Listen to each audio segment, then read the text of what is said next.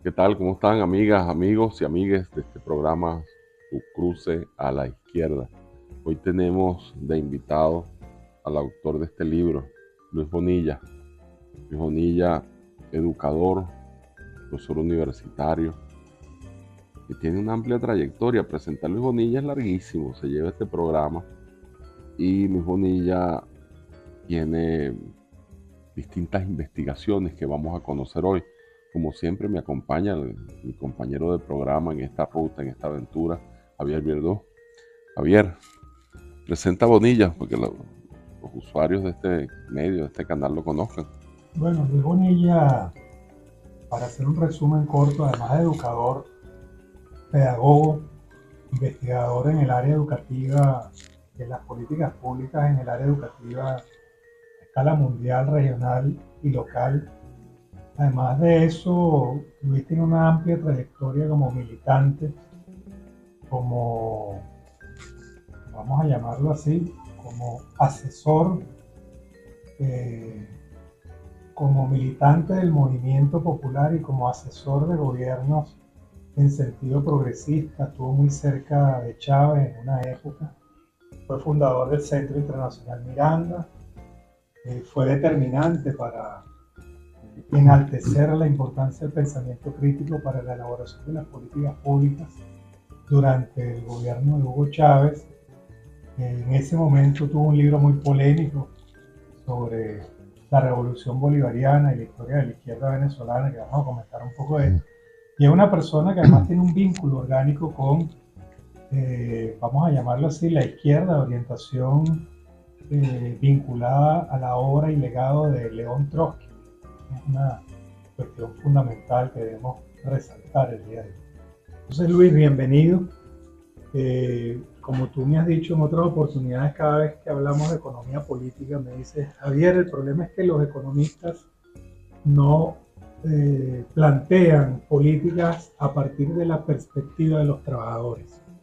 Lo mismo dices tú alrededor de las luchas populares y las luchas en el magisterio y sobre política educativa. Entonces, vamos a comenzar por allí, porque es importante para la izquierda la perspectiva de los trabajadores. Bueno, gracias a Juan y a Javier por esta invitación para compartir un programa que es de una trascendencia fundamental en un momento en Venezuela en el cual las ideas no son el centro del debate político. Creo que el esfuerzo que ustedes hacen por colocar nuevamente el debate en primera línea es fundamental. Bueno, parece una cuestión de sentido común decir que hablar de izquierda implica perspectiva a los trabajadores, pero ciertamente hoy la izquierda en buena medida habla de la clase trabajadora, pero muy poco tiene que ver con la realidad y la cotidianidad de la clase trabajadora. Ese es un drama enorme que tiene que ver con su propia lógica de construcción que ha vivido los últimos años, también en la influencia del progresismo y cómo el progresismo también de alguna manera hizo que se abandonaran luchas históricas de la clase trabajadora, pero también con algunos problemas de orden teórico.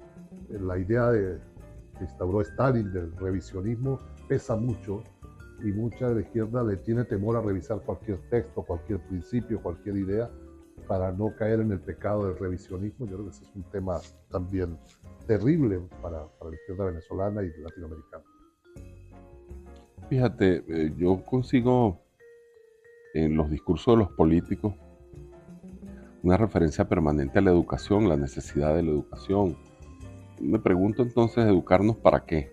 Porque se puede educar a una persona para que sea un hijo de perra individualista, neoliberal, que piensa que él, en términos individuales, y el mercado lo garantizan todo, son el centro de construcción de la sociedad.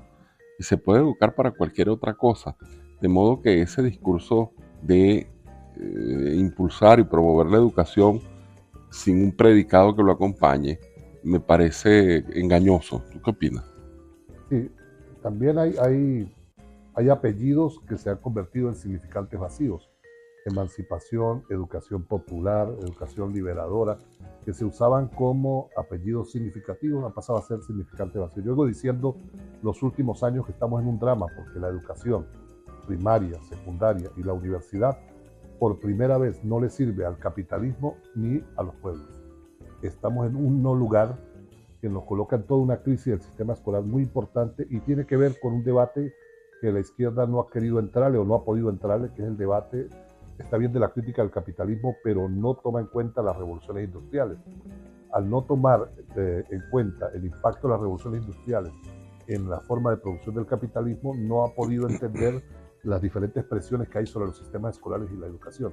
Cuando nosotros hacemos análisis de la educación, por lo general nos estamos refiriendo a la educación de las dos primeras revoluciones industriales. El debate sobre la tercera revolución industrial no le hemos entrado como debería y estamos iniciando la cuarta revolución industrial. Es decir, hay una educación para la modernidad, para perpetuar la razón técnica y la razón de la modernidad. ¿Sería posible una razón emancipada, postmoderna y descolonializada en América Latina? Sí es posible, pero primero tenemos que romper la brecha epistémica o la brecha del conocimiento para entender en qué momento estamos situados. A mí me preocupa mucho un discurso recurrente de la izquierda y de la izquierda pedagógica que quiere resolverlo todo con frases rimbombantes. Eso, emancipación, liberación, proyecto contrahegemónico, todo, pero que detrás de eso no hay nada. Son como las fachadas de edificios muy bonitos, pero detrás lo que hay es ruinas. O peor, no hay nada. No hay nada. No hay nada. Entonces, yo creo que hay que entrar en una discusión muy seria y lo primero que hay que estudiar es qué quiere el capitalismo qué quería para la tercera revolución industrial en educación y qué quiere para la cuarta, porque el método marxista y los que lo reivindicamos marxistas, Marx primero estudió al capitalismo para poder presentar una alternativa, no al revés. No hablo de alternativas antes de estudiar el capitalismo. Entonces, en educación yo creo que hay que hacer lo mismo. Hay que estudiar primero qué quiere el capitalismo, qué quería la tercera revolución industrial, qué quiere la cuarta revolución industrial para poder construir alternativas serias que realmente generen pensamiento crítico, creatividad, otra forma de ver el mundo, la vida, y ese es un debate pendiente. Por ejemplo, la izquierda se acostumbró a decir que el capitalismo en educación era disciplinario, y eso era cierto en las dos primeras revoluciones industriales. El capitalismo de la tercera revolución industrial requería un conocimiento transdisciplinario, y nosotros en los 70, 80, 90 seguimos diciendo que el capitalismo es disciplinario en la educación y que lo alternativo no es transdisciplinario. No entendíamos nada. El capitalismo de la tercera revolución industrial, que comienza, a mi modo de ver, en 1961, hay autores que la definen en los 50 o los 40, yo la defino en el 61, cuando el robot Unimate desembarca en la industria automotriz. Para mí el momento de desembarco real de la tercera revolución industrial requiere que la forma de aprendizaje sea transdisciplinaria. Por eso es el informe Faure del 72 de la UNESCO que dice que la educación no sirve para nada, que hay que cambiarla radicalmente. Por eso la UNESCO promueve el pensamiento de Edgar Morin o Edgar Morin, ¿entiende? Y el pensamiento complejo, o lo que llaman pensamiento complejo transdisciplinario, porque requiere un pensamiento de ese tipo, y nosotros seguimos anclados en el pasado. Y el capitalismo, los jerarcas de la educación, de los sistemas capitalistas, tampoco lo entendieron y dejaron estancado. Dijeron, bueno, vamos a hacer una educación transdisciplinaria. Todas las universidades de derecha, controladas por la derecha y gobiernos de derecha, tienen hoy en día en su declaración de principios que son transdisciplinarias, pero cada año crean una nueva titulación disciplinar. O sea, tienen la contradicción que declarativamente son transdisciplinarias, pero crean nuevos formatos disciplinares. Entonces, ni las jerarquías capitalistas entendieron las exigencias del modo de producción en la tercera revolución industrial, ni la izquierda le ha entrado a ese debate, y por eso es que decía hace rato que el drama es que hoy la educación no le sirve al capitalismo, pero tampoco a los pueblos. Ahora, ¿no hay una contradicción entre la transdisciplinaridad y el acentuado proceso de división técnica del trabajo que va siendo cada vez más selectivo y más específico de la aplicación del conocimiento y de las habilidades? Te lo pongo en términos sencillos. Seguramente todos ustedes han jugado videojuegos, ¿no? Sí, bueno, eso pasa en la vida. Es una mercancía. Si tú ves los créditos del videojuego, para diseñar un videojuego ya no se requiere solo informáticos. Se requiere informáticos, expertos en computación, ingenieros, arquitectos, publicistas, psicólogos, antropólogos. Es decir, la convergencia de múltiples disciplinas para un producto, una mercancía del capitalismo de la tercera revolución industrial.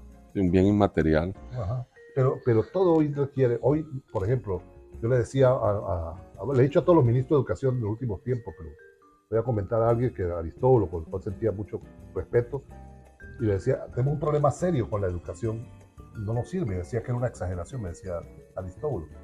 Y yo le colocaba el siguiente ejemplo. ¿Cuándo en tu casa, como le pregunto a ustedes, llegó el control remoto? Bueno, llegó a finales de los 70. Sí, en mi casa a principios de los 70. A los principios. Y pregúntale tú a cualquier muchacho de una escuela que esté cursando sexto grado, es más, a cualquier maestro que le explique qué leyes hay detrás de eso que se llama un control remoto para explicar que salga un rayito y cambien los canales. No saben explicarlo. No sabemos explicarlo, porque incluso la física que vemos es física newtoniana. Si yo destapo un control remoto y lo miro por dentro, a lo mejor mi cerebro piensa que hay rueditas como en la física newtoniana, y hay otra forma de pensamiento detrás de eso, y en consecuencia, para hacer ese tipo de conocimiento se requiere una mirada transdisciplinaria y no disciplinaria. ¿Entiendes? El capitalismo y las mercancías que tiene requieren un esfuerzo transdisciplinario, pero la educación que está dando cada vez hace más énfasis disciplinar, crea más carreras. Entonces hay una disonancia enorme, que es lo que está hoy planteando, haciendo que el capitalismo plantee seriamente la destrucción de la escuela presencial. Nosotros en el año 2015 denunciamos que íbamos a un apagón pedagógico global. Entregamos 207 pedagogos del mundo, entre ellos Boaventura de Sousa Santos, Henry Giroux, Peter McLaren, para citar solo algunos, un manifiesto en el cual decíamos que íbamos a un escenario de virtualidad y que los sistemas educativos no estaban preparados para ello. A mí me correspondió entregarle ese manifiesto el 9 de julio del 2015 a Irina Bokova, que era en ese momento la directora general de la UNESCO, pidiéndole a la UNESCO que interviniera con los gobiernos para que se hiciera lo necesario, crearan las plataformas, educaran a los docentes, para que ese pase a la virtualidad no significara exclusión, como ocurrió. Yo, en mi caso particular, me reuní con 13 ministros de Educación de América Latina. Todos me decían que ese escenario en América Latina era imposible. Me reuní con todos los ministros de Educación de Venezuela, de los dos ministerios, entre el 2015 y 2019, y todos me decían que ese escenario era imposible en Venezuela. Vino la pandemia del COVID-19 y tuvimos que pasar en solo un mes, en solo semanas, a un modelo para el cual no estábamos preparados, que generó la peor privatización de los últimos 200 años, porque los estados nacionales, incluido el venezolano, se desentendieron de su obligación de garantizar las condiciones mínimas de aprendizaje.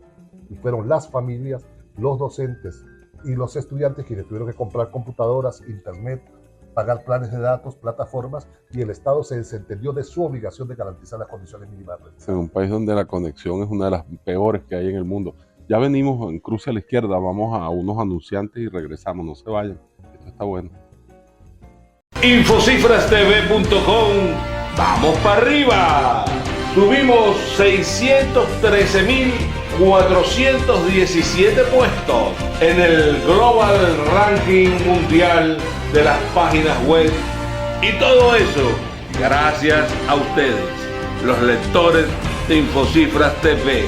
¡Vamos para arriba! Seguros Constitución, 34 años innovando en seguros. Seguro Constitución, 34 años en el top 10 de las mejores aseguradoras de Venezuela. Seca Consultores, compañía anónima, 28 años, número 1 en bancos y seguros.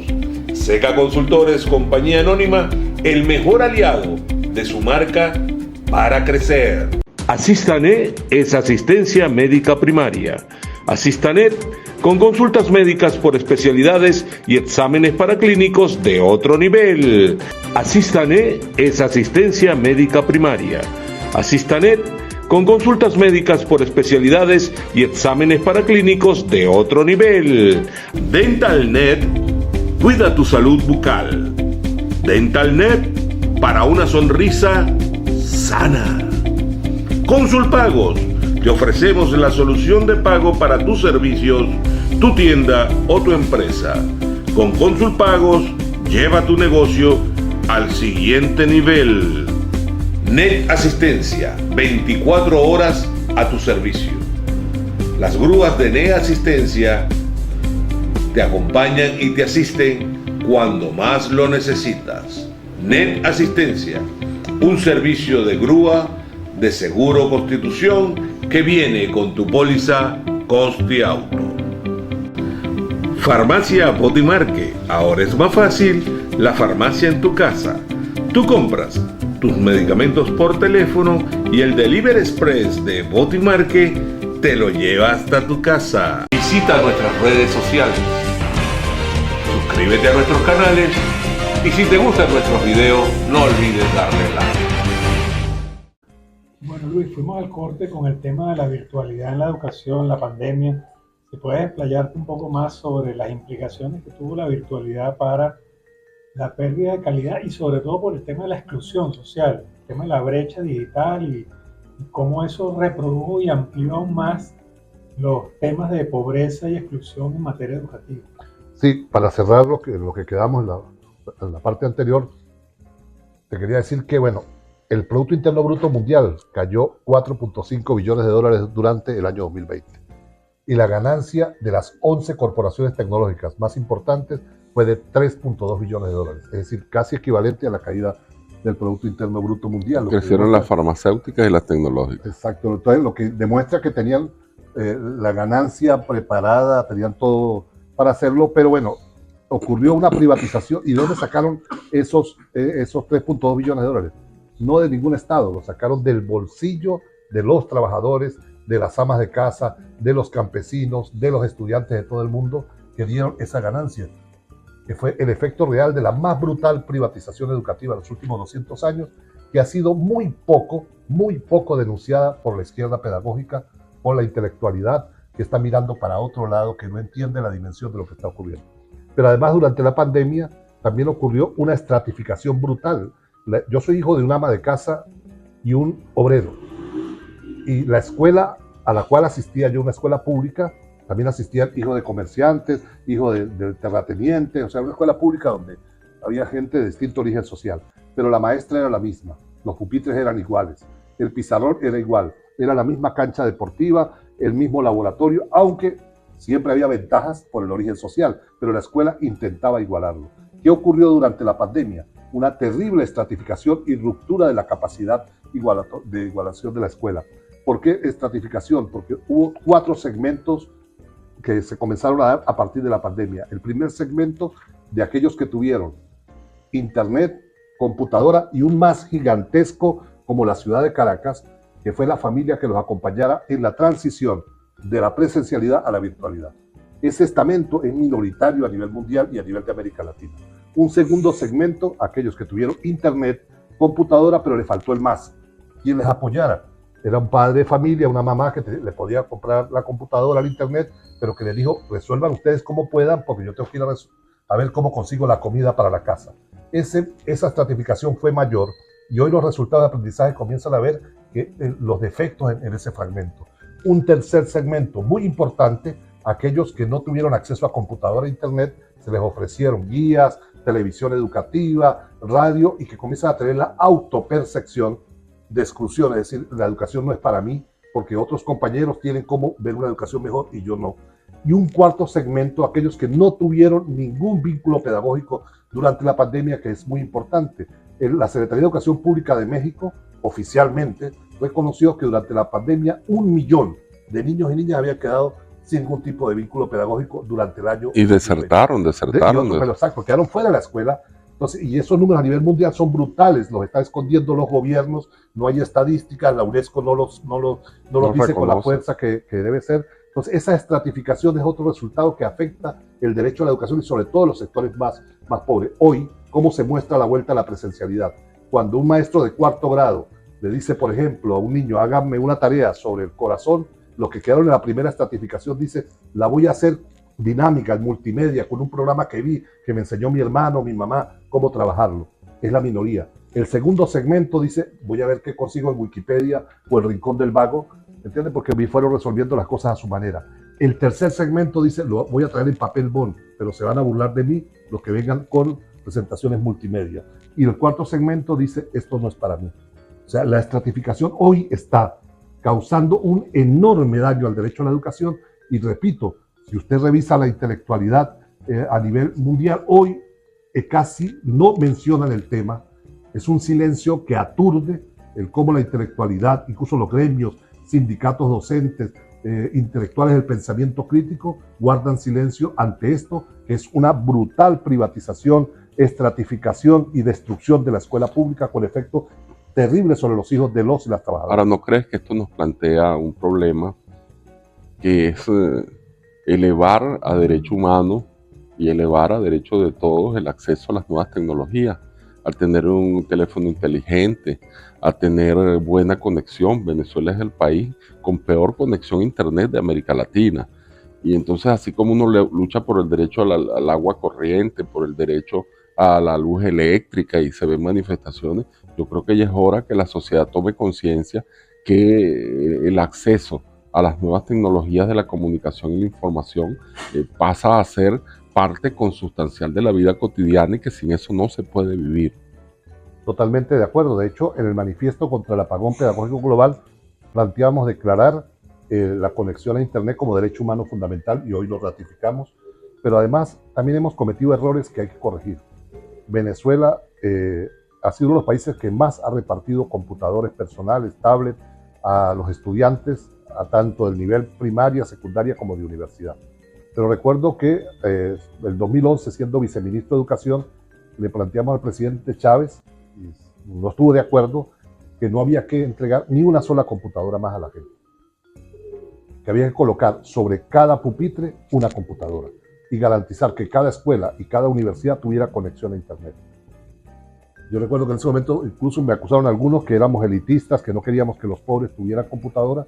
Lo que le planteamos es que lo que está planteando el capitalismo hoy es destruir la escuela y la universidad presencial. Si nosotros colocamos en las casas la computadora, estamos creando las condiciones de posibilidad para destruir la escuela y la universidad presencial. Claro, es pasar a un modelo de individualización de la educación y no entender la educación como un proceso social, un proceso de integración, un proceso de asimilación de lo público, la educación pública como precisamente como la incorporación del niño, del joven al espacio público de manera colectiva. Además que hay otro tema, Juan, hay una preparación ya con la individualización digital en el terreno educativo, que es el teletrabajo. La precarización laboral con el teletrabajo se incrementó muchísimo también durante la pandemia. Y de hecho muchas empresas, muchas corporaciones comenzaron a sustituir la idea de tener personal fijo en las empresas y comenzar a subcontratar a subcontratadoras por la vía del teletrabajo. De manera tal que esta modalidad de no escuela que está planteando la virtualidad también está planteando el teletrabajo. Y recuerdo un poco que, aquí hablando en términos de izquierda, ¿no?, que uno de los terrenos existenciales para las luchas comunes no era solo vamos a decirlo así, la comunicación cara a cara, sino la pertenencia a un espacio común, a la idea de un espacio común. Imagínate en el teletrabajo la dificultad que se genera con la sindicalización, igual ocurrió con esta gente que hace entregas a domicilio. Por ejemplo, las principales protestas durante la pandemia en Europa fueron este tipo de trabajadores precarizados, no sindicalizados, pero que trabajan por la vía de internet, que les mandan un mensaje y le dice tienes que ir a tal hora, a tal sitio, entregar tal cosa. Un trabajador que se hace invisible, porque un trabajador que está desprotegido de las leyes sociales, es un trabajador que es casi que a destajo, subcontratado. Es terrible eso de la precarización del trabajo por la vía de la virtualización. Sí, pero es el discurso del emprendedor también. Sí. El discurso del emprendedor que terriblemente lo desarrollan en países capitalistas, pero también en países progresistas. La idea de que cada quien se autogestione su propia seguridad social. Y nos está llevando por un camino terrible el tema del emprendimiento. Pero además, para cerrar la idea en educación y por entrar a otro tema, el problema es que estamos a las puertas de una cuarta revolución industrial que plantea el cierre de la universidad y la escuela pública presencial. Lo hablan abiertamente y eso nos genera el debate en una universidad, al menos de América Latina. Si tú ves los últimos 2 años en el Foro Económico de Davos, los debates cuando se toca educación se hablan de otro modelo. Los últimos documentos del Banco Mundial, del Banco Interamericano, bajo el manto de transformación digital, hablan de la destrucción de la escuela pública presencial. El propio metaverso, la creación de Meta y el metaverso, es una iniciativa que los que hemos seguido los foros del dueño de Facebook, después que anunció la creación de Meta y el metaverso, él mismo dice que uno de los sitios donde más va a ser usado es los sistemas educativos. Y dice, de 4 a 6 años va a estar en capacidad de ofrecerle a los ministerios de educación que a un costo menor del 5% vamos a ofrecerles NFTs, que son bloques de datos en el metaverso, para poder hacer instituciones educativas que no necesitan mantenimiento ni nada por el estilo, pero además también vamos a poder ofrecer todo el material de laboratorio para que se puedan replicar de manera virtual los experimentos con una fidelidad mayor que si fueran vivo. Y dice finalmente, el mayor costo sigue siendo el tema de la planta docente. Y dice, en el metaverso solo podrán dar clase aquellos que estén innovando permanentemente. Quien no innove ya no puede trabajar en el metaverso. ¿Qué significa esto? ¿Cómo se traduce?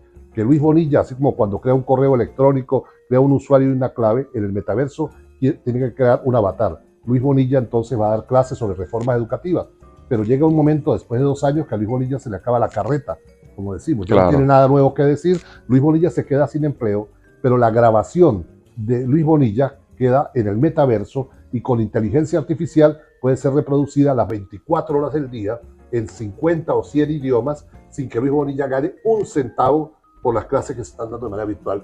Eso es lo que nos están preparando sin que haya debate de la academia. Lo terrible es que lo están haciendo de manera impune, lo dicen en documentos, lo dicen en foros y la academia mira para otro lado, como si mirando para otro lado no fuera a ocurrir lo que están anunciando.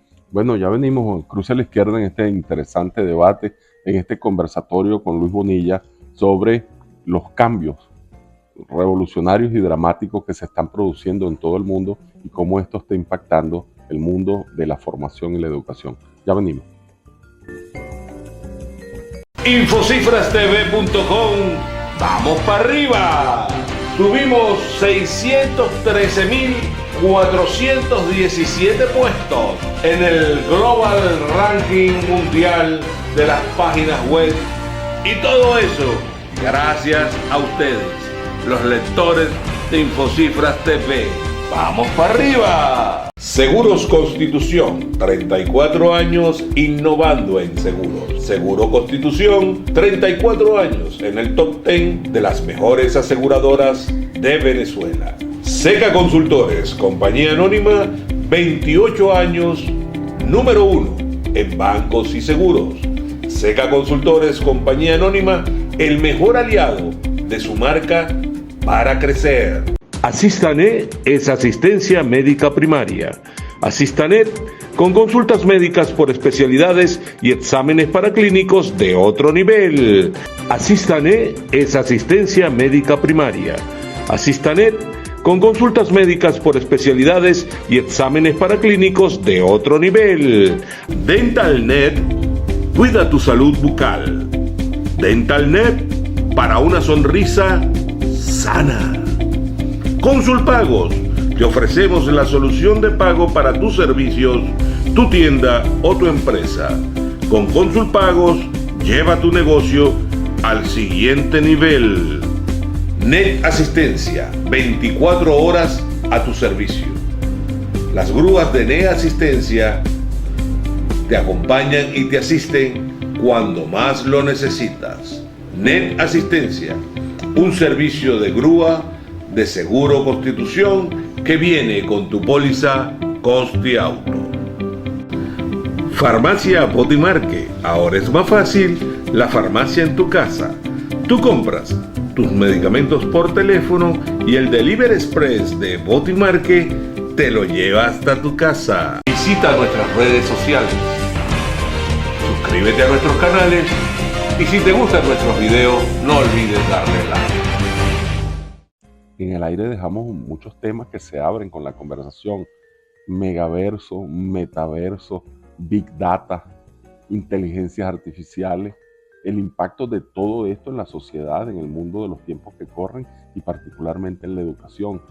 ¿Qué aprenden los muchachos? ¿Cómo se forma la gente?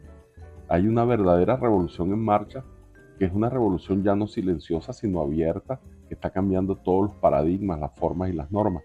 Y Luis Bonilla, nuestro invitado, conversaba precisamente de cómo esto está impactando también el mundo del trabajo, de la labor docente, de la formación, y cómo los docentes se van quedando atrás y sin respuesta, van volteando hacia otro lado en la misma medida que avanza este mundo y se va enseñoreando, se va apropiando de los espacios. ¿Tú qué estás viendo, Javier? No, estoy recordando primero una frase de un clásico, que Marx decía algo así como que la tradición de las generaciones muertas genera una suerte de pesadilla a los vivos, ¿no? Y estoy imaginándome un poco esto de la cuarta y lo que será la quinta revolución industrial. Durante la Revolución Francesa, el discurso, el lenguaje que utilizaban era romano. Y nosotros seguimos utilizando como el discurso referencial de la era industrial. Y ya no estamos en la era industrial, sino en algunos países. Entonces me preguntaba en mi fuero interno hasta qué punto la izquierda es una izquierda, vamos a llamarla desfasada, no, que utiliza arcaísmo. Entonces, en el terreno educativo no tiene respuesta. En el terreno de la cuarta revolución, tú le dices, ¿qué es la cuarta revolución industrial para un militante de izquierda hoy? Entonces, la pregunta te la hago a ti, Luis, ¿qué es la cuarta revolución industrial para que le diga a nuestro público qué sería? A lo mejor están pensando todavía en la primera. Y bueno, Están instalados en las formas de lucha de la primera. El afiche lo sacan con un obrero, con un overol lleno de grasa y una llave inglesa en la mano. O la referencia a la película de Chaplin de los tiempos modernos. La chimenea con el humo, chimenea humeante con el humo gris y negro que sale el hollín, ¿no? sí, la cuarta revolución industrial es bloque de datos, inteligencia artificial, metadatos, análisis de metadatos, en una combinación que reconfigura el mundo, la posibilidad del Internet de las cosas, es decir, que ahora cada libro que tengamos, cada vaso, cada lente, cada camisa, todo tenga Internet, reconfigura el mundo tal y como lo conocimos y tiene un impacto dramático en todas las áreas, empleo y educación, que lo hemos estado trabajando hoy. Cambió incluso el marco de la competencia intercapitalista global. Fíjate la guerra de los chips que tienen los norteamericanos con los chinos, y cómo se cruza eso con el problema territorial de Taiwán. Es una cosa de gran escala. Bueno, fíjate que en el año 2006 Google y la NASA hicieron un estudio sobre qué tipo de universidad requería la cuarta revolución industrial. Y ese estudio de Google y la NASA concluyó que ninguna universidad, ni Oxford, ni Harvard, ni Cambridge, ni Stanford, estaban en capacidad de cambiar tan rápido como lo requería la cuarta revolución industrial. Y ese informe sugiere que lo que hay que hacer es crear una nueva universidad que modele los estilos de aprendizaje, las nuevas profesiones de la cuarta revolución que ellos indicaban que no deben exceder de 30, y que las universidades más inteligentes se copien y las que no mueran por obsolescencia social. Ese informe llevó a que en el año 2009 se creara en el Valle de Silicon Valley Singularity University, o la Universidad de la Singularidad, cuyo canciller, mayor financista, el señor Ray Kurzweil, el gurú del transhumanismo y el director de proyectos tecnológicos de Google. La Universidad de la Singularidad hoy tiene posgrados en 72 países, al cual pueden acceder solo la élite gobernante de estos países, para formarlos en lo que es la transición de la tercera a la cuarta revolución industrial, y tiene ya 10 carreras que está perfilando, en las cuales está modulando las futuras profesiones del futuro. Por ejemplo, una de ellas integra sociología, estudios políticos, estudios jurídicos, antropología, trabajo social. Eso fue lo que estudió Javier. Es decir, 30 profesiones en una sola, las están modelando. Ya, ahí está. Usted entra a la página de Singularity University, ven, pueden incluso ser alumnos. Es carísimo la matrícula para ser alumno de Singularity University, y eso tiene que ver con el proyecto del capital que hoy promueve el Banco Mundial, el Banco Interamericano y especialmente el Foro de Davos, que hablan que a partir del 2030, públicamente, lo pueden ustedes buscar en internet, no deben haber más de 30 profesiones. Yo pregunto, ¿dónde eso lo estamos discutiendo en la universidad? Para decir, ¿estamos de acuerdo o no estamos de acuerdo? No, mencióneme una universidad de Venezuela donde se esté discutiendo eso. Y esto crea un problema que es nuevos estratos sociales, una nueva forma de estratificación, donde estarán por un lado los altamente alfabetizados en el mundo postindustrial y la gente común y corriente que ni siquiera tiene acceso a la luz eléctrica, ¿no? Por no decir al internet. Bueno, Ray Kurzweil, nuevas formas de pobreza. Ray Kurzweil y Klaus Schwab, que es el del Foro Mundial de Davos. Bueno, sobre todo Schwab presentó el libro en el 2020, COVID-19, el gran reinicio, que fue muy famoso. El reseteo que llaman. El reseteo, pero en el 2016 había escrito su libro Cuarta Revolución Industrial. Y él ahí, con un descaro, en el libro del 2016 señala que así como el gran paradigma de la segunda revolución industrial fue la electricidad, pero a pesar de ello, hoy, decía en el 2016, en el momento del libro, decía, hay 1.300.000 millones de seres humanos sin acceso a la electricidad, y el planeta no había llegado a los 8.000 millones de personas. Es decir, y el mundo sigue siendo el mundo, los ricos siguen siendo ricos, cada quien vive su vida, y hay 1.300 millones, más de una séptima parte del planeta, que no vive la electricidad, no vive los beneficios de la segunda revolución industrial, él dice en ese libro que la cuarta revolución industrial va a significar que en su despegue el 50% va a quedar fuera. Caramba. O sea, estaba hablando de Así más de de plano. 4.000 millones, se dice facilito, Sí. y eso se expresa en lo que luego en el foro de Davos lo ha dicho él, que el desembarque de la cuarta revolución industrial va a dejar de la noche a la mañana, no en una transición, desempleados a 7 millones de personas en Europa, lo cual, dice, de los cuales se van a recuperar 5 millones de empleos, pero para hacer cosas que nunca había hecho la humanidad. Es decir, no es el señor que deja de ensamblar carros en la Renault, no es que va a conseguir otra ensambladora de carros, sino que su posibilidad de empleo es si reconfigura sus capacidades laborales en el mundo digital y virtual. Incluso empleos de poca capacitación como mesoneros, cargadores de un galpón, de cajas, de empresas como Amazon, están siendo amenazados por la robotización y la informatización en línea de todas las operaciones. Es decir, que la gente, incluso sin formación formal, académica, etcétera, que desarrolla cualquier trabajo como taxista, como mesonero, como cargador de cajas, se quedaron sin empleo en el mundo que viene. ¿Y qué estamos haciendo nosotros? Sería la pregunta. ¿Cuál es la propuesta? Ajá, El porque, problema. por ejemplo, con un gran amigo que lamentablemente falleció y de la peor manera, Carlos Lando Rodríguez, manteníamos discusiones sobre el proyecto Manos a la Siembra. Y le decíamos, no podemos enseñar a sembrar como si estuviéramos en el siglo XIX, en un país que tiene 2 o 3 satélites en el aire. Deberíamos con geolocalización decir qué es lo que hay que sembrar en un territorio u otro, enseñar a los muchachos a manejar tecnología para lo cotidiano y no con escardilla y pala como si estuviéramos en el siglo XIX. En la edad de piedra, incluso. Entonces, ahí hay un problema. ¿Qué hacemos nosotros para podernos poner a tono con esto que está pasando? Porque estamos quedando en el inframundo. Porque si vemos hoy, incluso lo que hace América Latina hoy, a diferencia del mejor momento de la teoría de la dependencia cuando hablaban de transferencia de tecnología, hoy en América Latina es el destino de las superpotencias. No solo Estados Unidos, China, Rusia, Turquía, todas esas que de pronto vemos algunas con simpatía para sacar las materias primas del país o de la región, pero no hay transferencia tecnológica en nada. Estamos siendo América Latina lo que fue África en el siglo XX. Hay una africanización de América Latina terrible, con poco pensamiento crítico alternativo para ponerle freno a ello.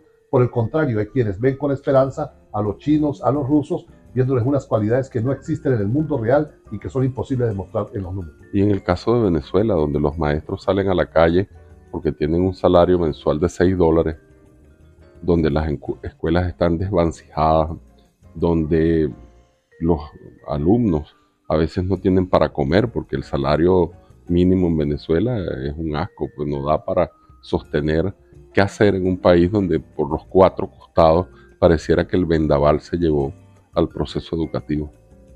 Si hay unos héroes del bloqueo de las medidas coercitivas unilaterales en Venezuela, son los maestros, las maestras, los profes y las profesoras universitarias que han resistido. Entre ellos nosotros, Javier, tú y yo. Nosotros tres. Nosotros tres somos víctimas.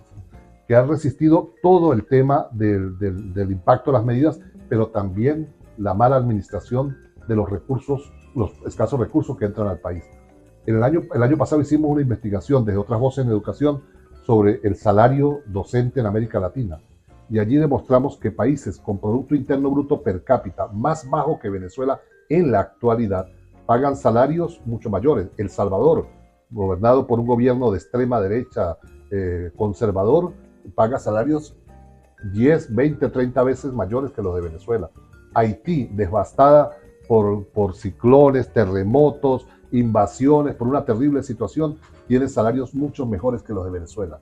Cuba, en medio de una situación de más de 60 años de bloqueo norteamericano, sin petróleo, sin oro, sin ninguna de las riquezas que tiene Venezuela, tiene salario, el año pasado los tenía entre $125 y $250, lo que demuestra que acá en Venezuela, en el caso de los maestros, el problema es distribución justa de la riqueza. Se vuelve a plantear el debate sobre la distribución justa de la riqueza. Con el dinero que hay, sí podrían los maestros ganar 10 o 20 veces sueldo más, podrían ganar los profesores universitarios mucho más de lo que están ganando hoy. Se trata de un problema de concepción de distribución de la riqueza. Y de equidad.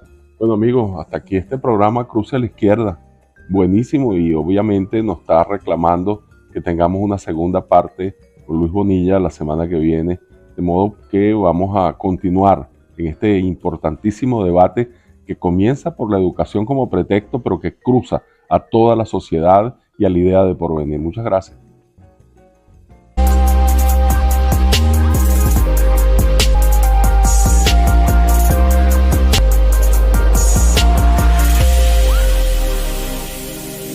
Infocifrastv.com, vamos para arriba. Subimos 613.417 puestos en el Global Ranking Mundial de las páginas web. Y todo eso gracias a ustedes, los lectores de Infocifras TV. ¡Vamos para arriba! Seguros Constitución, 34 años innovando en seguros. Seguro Constitución, 34 años en el top 10 de las mejores aseguradoras de Venezuela. Seca Consultores, compañía anónima, 28 años, número 1 en bancos y seguros. Seca Consultores, compañía anónima, el mejor aliado de su marca para crecer. Asistanet es asistencia médica primaria. Asistanet con consultas médicas por especialidades y exámenes paraclínicos de otro nivel. Asistanet es asistencia médica primaria. Asistanet con consultas médicas por especialidades y exámenes paraclínicos de otro nivel. DentalNet, cuida tu salud bucal. DentalNet, para una sonrisa sana. Consulpagos, te ofrecemos la solución de pago para tus servicios, tu tienda o tu empresa. Con Consulpagos, lleva tu negocio al siguiente nivel. Net Asistencia, 24 horas a tu servicio. Las grúas de Net Asistencia te acompañan y te asisten cuando más lo necesitas. Net Asistencia, un servicio de grúa de Seguro Constitución que viene con tu póliza Consti Auto. Farmacia Botimarque, ahora es más fácil la farmacia en tu casa. Tú compras tus medicamentos por teléfono y el Delivery Express de Botimarque te lo lleva hasta tu casa. Visita nuestras redes sociales, suscríbete a nuestros canales y si te gustan nuestros videos no olvides darle like.